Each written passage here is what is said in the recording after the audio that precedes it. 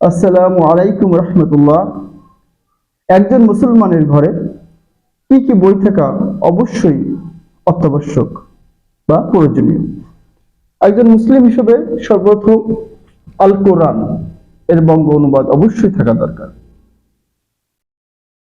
একজন পরিচিত মুসলিমের ঘরে সর্বপ্রথম একটা বঙ্গ অনুবাদ কোরআন থাকা অবশ্যই দরকার, যে আল্লাহ তাআলা আমাদের জন্য কি মেসেজ দিয়েছে, কি চিঠি দিয়েছে, তা অবশ্যই প্রত্যেক মুসলমানের জানা দরকার। জন্য অবশ্যই একটা বাংলা অনুবাদ সহ কোরআন মাজিদ অবশ্যই দরকার। সাথে সাথে একজন মুসলমানের ঘরে একটি তাফসির গ্রন্থ অবশ্যই প্রয়োজন। একটি তাফসির গ্রন্থ, এই তাফসিরটা হচ্ছে আপনার পবিত্র কোরআনুল কারীমের বাংলা অনুবাদ, একটি ছোট তাফসির এবং সম্পূর্ণ। এই ধরনের একটা তাফসির অবশ্যই একজন মুসলমানের ঘরে থাকা দরকার। কারণ কোরআন জানার সাথে সাথে আমাদের তাফসির জ্ঞান কিছুটা হলেও জানতে হবে ইনশাআল্লাহ। সাথে সাথে একটা অবশ্যই নবী সিরাত সম্পর্কে জানা দরকার।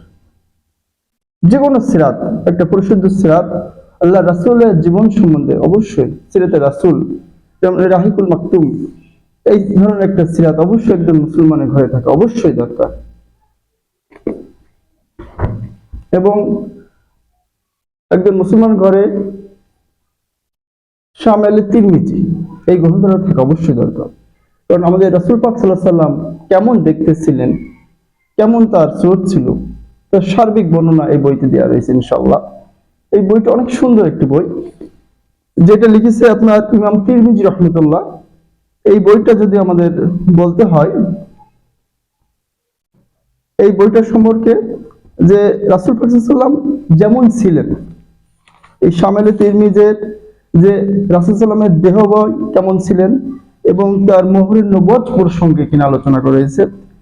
সাথে সাথে রাসূল সাল্লামের চুল মোবারক, রাসূল সাল্লামের চুল সাদা হওয়ার যে এটা, সেখানে রাসূল সাল্লাম চুলে খিজাব লাগাতেন সে বিষয়ে আলোচনা করা হয়েছে।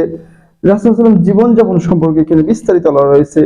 রাসূল সাল্লাম চোখে সুরমা কিভাবে দিতেন, পোশাক পরিচ্ছদ কেমন করতেন, আংটি কিভাবে পরতেন, রাসূল সাল্লাম ডান হাতে আংটি পরিধান করতেন, কেন পরতেন, রাসূল সাল্লামের তরবারি বিবরণ, রাসূল সাল্লামের সার্বিক পাগড়ি সম্পর্কে, রাসূল সাল্লামের চলন ভঙ্গি, রাসূল সাল্লামের বালিশের বা ব্যতীত বিভিন্ন জিনিস দিত সেই সম্পর্কে, রাসূল সাল্লামের রুটির বিবরণ, কি ধরনের খাতেন, রাসূল সাল্লামের তরকারির বিবরণ, কি ধরনের তরকারি তিনি পছন্দ করতেন, তারপর রাসূল সাল্লামের উজুর বিবরণ, রাসূল সাল্লামের আহারের আগে এবং পরে কি দোয়া পড়তেন সে বিষয়ে আলোচনা করা হয়েছে। রাসূল সাল্লামের পান পাত্র, কোন পাত্রে পান করতেন সে ধরনের পাত্রের বর্ণনা দেওয়া রয়েছে। এবং রাসূল সাল্লামের পানের পদ্ধতি এই বিষয়টি এই বইতে দেওয়া রয়েছে।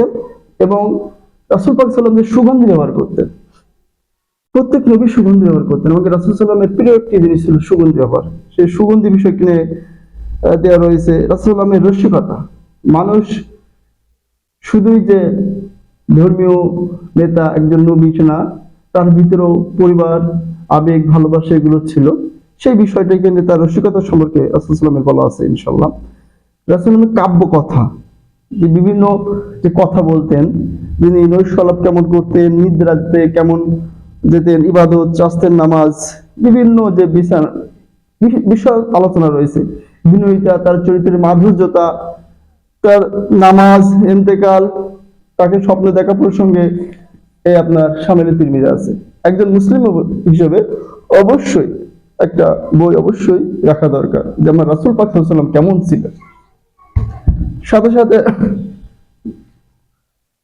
রাসূল সাল্লামের চিকিৎসা পদ্ধতি, আত্মিবুন বই, রাসূল বিভিন্ন যে চিকিৎসা করতেন বিভিন্ন রোগের, একজন মুসলিম হিসেবে আমাদের রোগের চিকিৎসা কেমন হওয়া উচিত সে প্রাথমিক পর্যায়ে রাসূল সাল্লামের এই বইটা অবশ্যই আমরা পড়ে জানতে পারবো ইনশাআল্লাহ। এই বইতে বিভিন্নভাবে আলোচনা করা হয়েছে।